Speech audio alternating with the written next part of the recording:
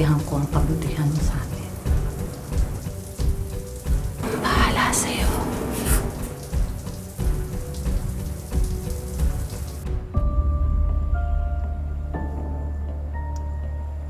May iniwan nga pala ako sa'yo sa drawer. Sa'yo lahat yun. Kunin mo na, ha?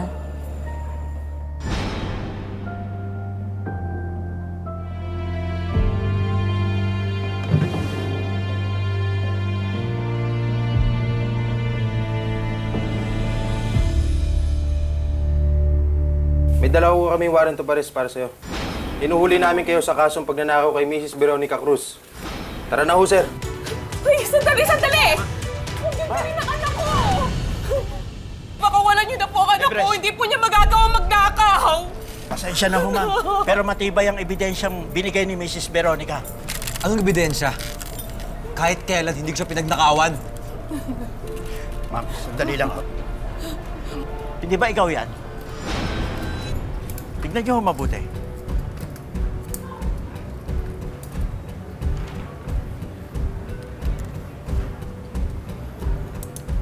Hindi totoo yan, ma. Hindi ako magnanakaw.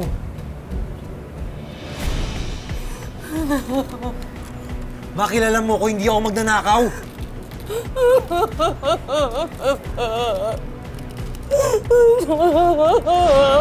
Kawalan niyo ako dito!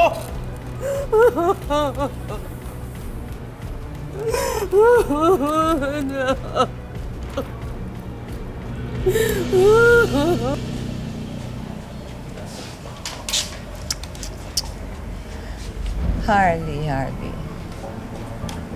Binalaan na naman kita, hindi ba?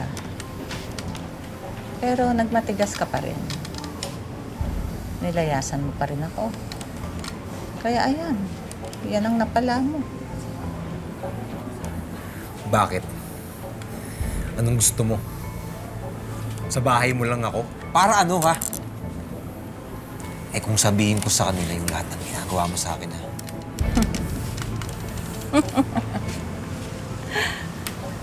Bakit? Palagay mo, papaniwalaan ka naman nila? Mukhang nakakalimutan mo na yung mga pulis na yan. Kaibigan lahat yan ng asawa ko. Ako ang papakinggan nila, hindi ikaw. Pero, madali naman akong kausap. Pwede kong iurong ang demanda. Basta pumalik ka lang sa bahay. Pag-isipan mong mabuti, ha?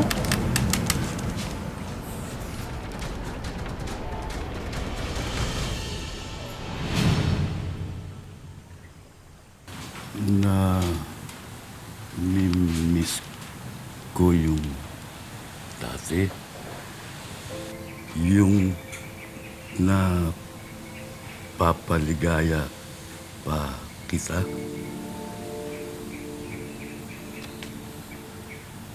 Mapapaligaya mo pa rin naman ako sana eh. Kung hindi mo lang sinulsulang umalis si Harvey. Narinig mo, Manuel? Si Harvey ang nagpapaligaya sa akin.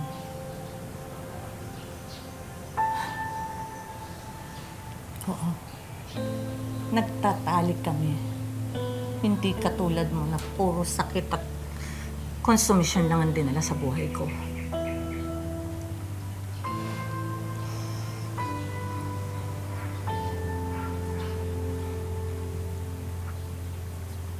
Pasalamat ka nga. Nandito pa ako at pinagtsatsagaan kita.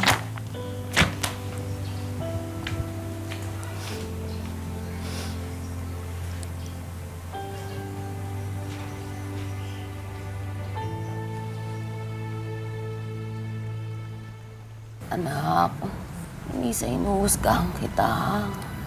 Gusto ko lang malaman kung ano ba ang totoong nangyari.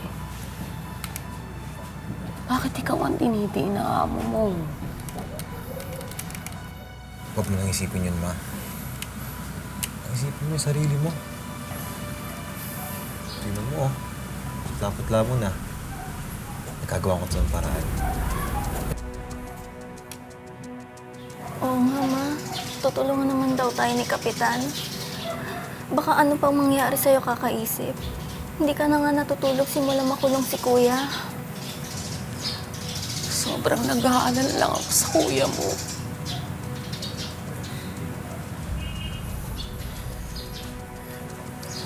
Nagkausap na kami ni Ma'am Veronica. Makatapos din to. Makakalaya rin ako dito, Ma. Kaya ikaw, pahinga ka naman. Ang mabuti na. Ma! Ma! Sir! Sir! Sir, tulungan niyo kami! Sir! Sir! Sir! Jen! Opo, Kuya. Bantayan mo si Mama, ha? Opo, Kuya. Bantayan mo si Mama. Sige, Kuya. Babalitaan na lang kita, Kuya. Ma! Ma! Ma! Ma!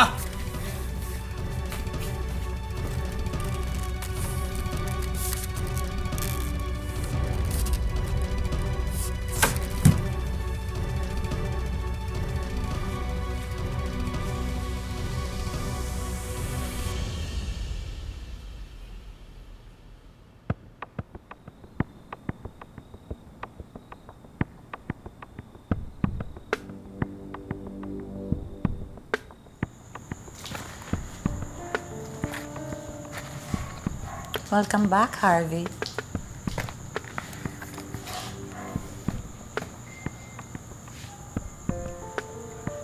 Matagal mo na akong iniwan pero binabalik-balikan mo pa rin ako. Balik ako para sa mama ko. Halika na nga. Umupo ka na dito. Naghanda ako at nagluto ako ng specialty ko. Kare-kare, upo ka dyan. Eto, oh. Sarap to. Yan. Ay! Oh! Oh my God! So sorry! My God! Hindi ko sinasadya. Buti pa kaya, Harvey? Hubarin na natin ito. Hubarin mo na lang, please, ha? Sige na. Sige na. Ayan. And I baked some for you, for dessert.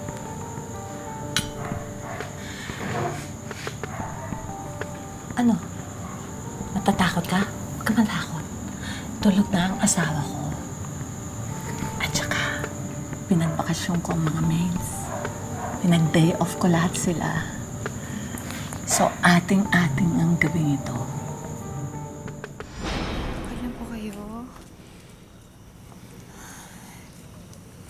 Naku, tita. Tingin ko po kailangan magpahinga po muna kayo. Hindi pa po kayo masyadong magaling. Hindi ko kaya magpahinga, Paula. Lalo na't masama ang kutob ko. Nag-aalala ako para kay Harvey. Ako din naman po, tita eh. Ayoko lang po i-entertain. Pakiramdam ko nga po, baka may ibang babae na si Harvey sa Manila. Kilala ko si Harvey, Paula. Hindi kanya magagawang lokohin. Pero iba ang kutob ko sa amo niya eh. Para may mali sa kanilang dalawa. Would you like to try it? It's really yummy. Taste it. Taste it, honey. Ayan.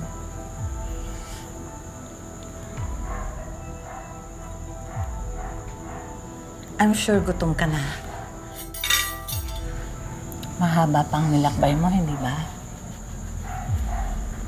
So, would you like to start with your dessert?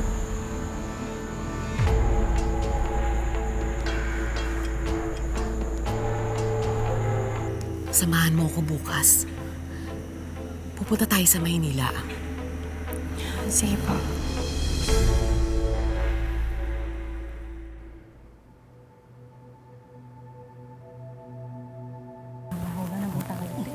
Isang araw na bakasyon lang.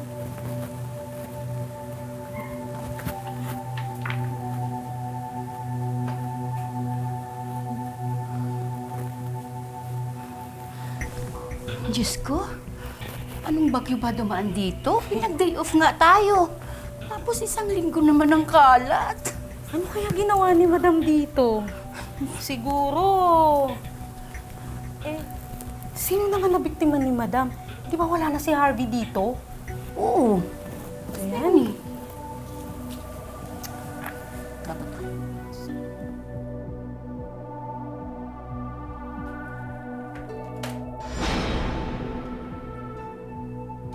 Pasensya na po.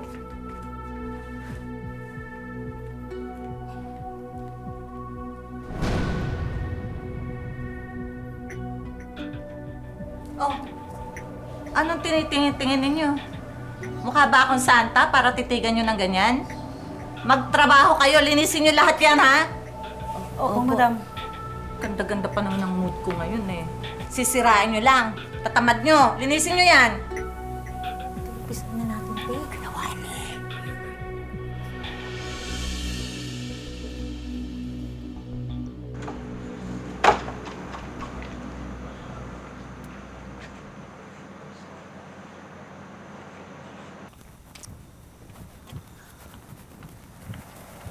Hello po, sir.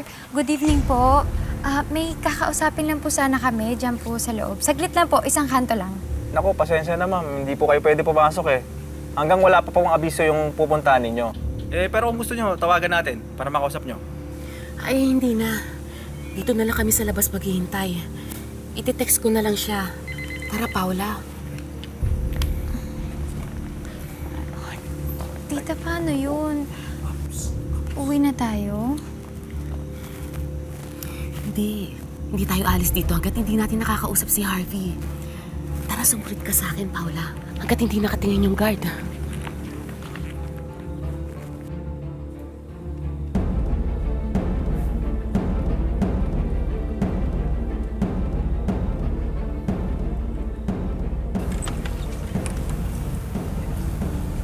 Pwede ba kitang samahan?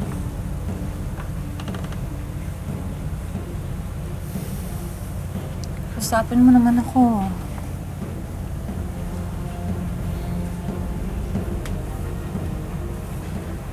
Alam kong galit ka sa akin.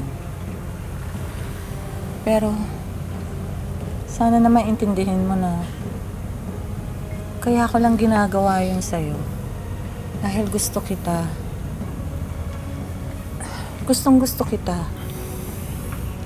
Iba ka sa lahat ng nakilala ko.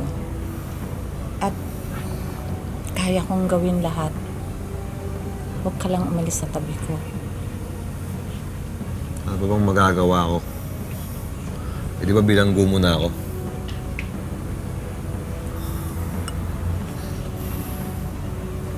Please naman, tama na yan.